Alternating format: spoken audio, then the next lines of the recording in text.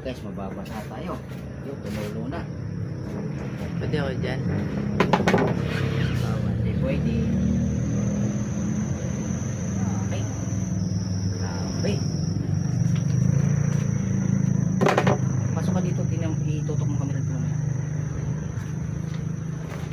Guys. Tutok mo kami. Kita ba nyo guys? Ay. Sino nagsabi?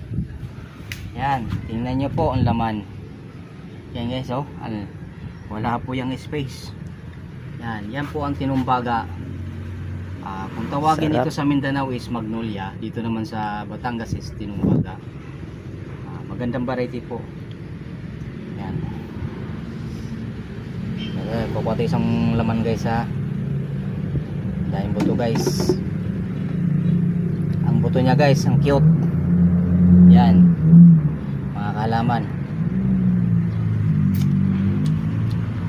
Sarap.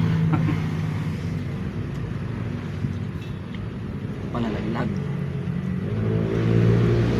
Yan siya. Halos puno. Yan. Kakunti lang yung hibla niya. Yung ano nga niya, nakakain din. Malaman. So, yun lang. Sa gusto po ng variety nito, PM lang po kayo sa page. Marami po tayong stock nito. Then itong buto ipupunla ulit yung panibago. So alam nyo na, pag ang buto ng langka is maliliit, malalaki ang laman, malimit.